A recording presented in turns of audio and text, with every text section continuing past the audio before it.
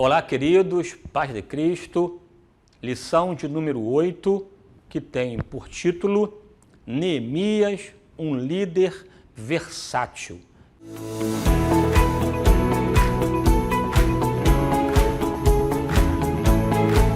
O texto bíblico básico, o livro de Neemias, capítulo 2, versículos 11 ao 13 e depois 17 e 18, complementando então a leitura. O texto áureo, Neemias 6, 3, que diz assim: E enviei-lhes mensageiros a dizer: Estou fazendo uma grande obra, de modo que não poderei descer, porque cessaria essa obra enquanto eu a deixasse e fosse ter convosco. Veja que o texto bíblico básico, bem como o texto áureo, reforçam essa marca primorosa, imperiosa na vida de Neemias, que fora de fato a determinação. Quando falamos de Neemias, falamos de reconstrução dos muros de Jerusalém. Neemias está relacionado ao contexto dos livros pós-exílios, na mesma linha de Esdras, Ester e Neemias, em que o povo de Israel, o povo judeu, voltou para a Palestina. E em vários momentos, a primeira leva, você sabe, foi com Zorobabel, em que ele voltou para reconstruir o templo. Depois, Esdras, o sacerdote, para reorganizar a ordem do culto. E agora, por fim, a vida de Neemias, que voltou para lá também para poder reestruturar a vida civil do povo judeu. Enquanto Neemias, um copeiro do rei no palácio de Suzã, no reino Medos e Persas, ele ficou sabendo da situação terrível que os seus irmãos passavam em Jerusalém. Ele, em contato com Anânio, seu irmão, o informou sobre a situação deplorável que o povo passava, em função da fragilidade, da miséria, da destruição, a cidade de Jerusalém sem muros, portanto, facilmente invadida por quem quer que seja, e tais informações mostrou Neemias um coração extremamente solidário, um coração marcado pela empatia, e sentiu as dores do seu povo. Ele poderia, de modo muito pessoal, ficar acomodado enquanto copeiro no palácio e ignorar a situação dos seus irmãos. Porém, um bom líder é aquele que não ignora.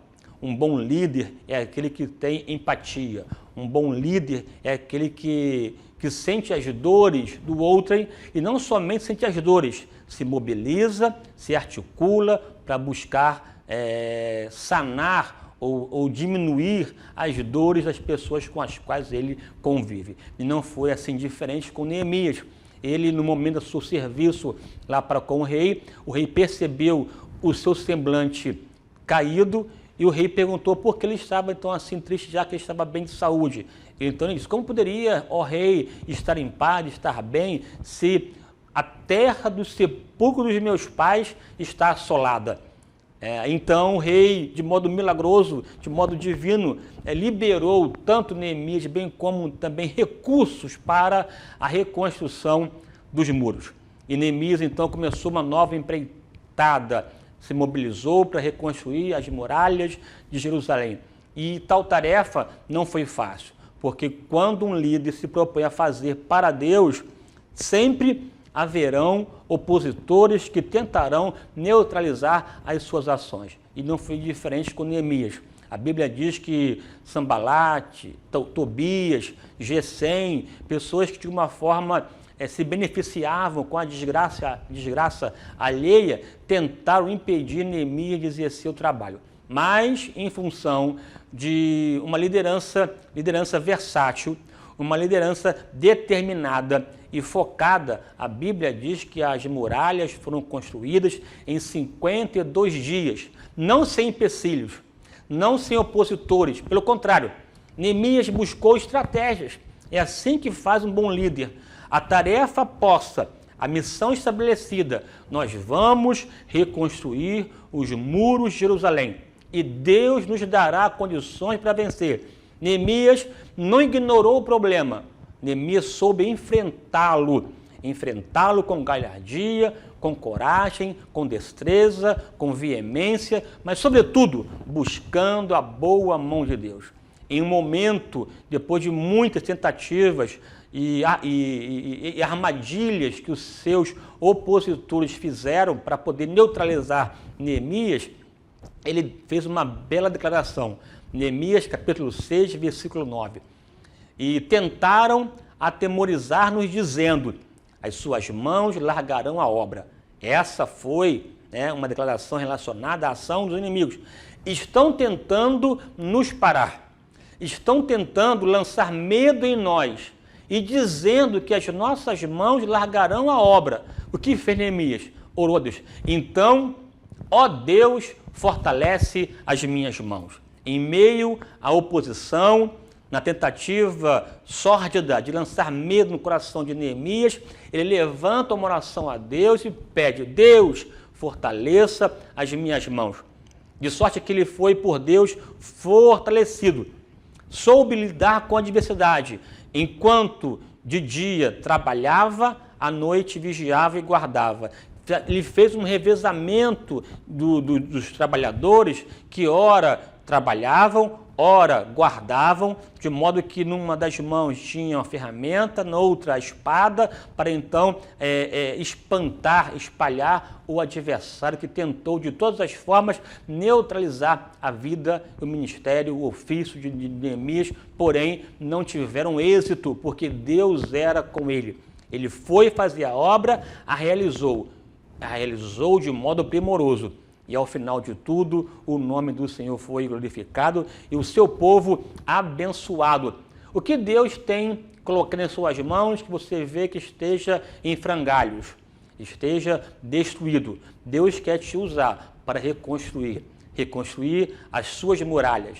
As muralhas da sua vida, da sua casa, da sua família. Não sei em que era você se encontra aí de repente destruído, sem saber o que fazer, mas saiba, Deus tem te dado autoridade, tem te dado versatilidade e condições de lançar as mãos na obra e fazê-la com excelência. E você vai ver que em pouco tempo as muralhas que estão caídas na sua vida se erguerão e o nome do Senhor será glorificado. Deus enviará recursos, Deus moverá céus e terras em teu favor, mas porém você precisa se lançar nas mãos de Deus.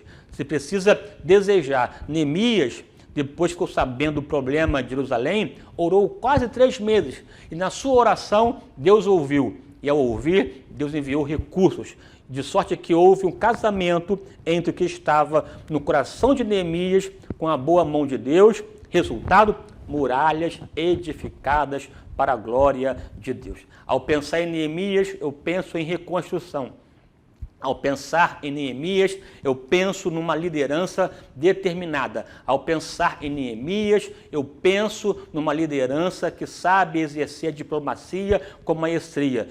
Ao pensar em Neemias, eu penso numa liderança sábia, que age com sabedoria, que é capaz de utilizar os recursos disponíveis e, a partir dos recursos, elaborar um plano de ação eficaz e eficiente. Ao pensar em Neemias, eu penso num Deus que levanta, num Deus que ergue, num Deus que faz, num Deus que opera nas pessoas que decidiram se lançar nas mãos de Deus. É tempo de reconstrução. Portanto, eu profetizo na tua vida um tempo de crescimento, de prosperidade, em nome do Senhor. Um forte abraço e até a próxima.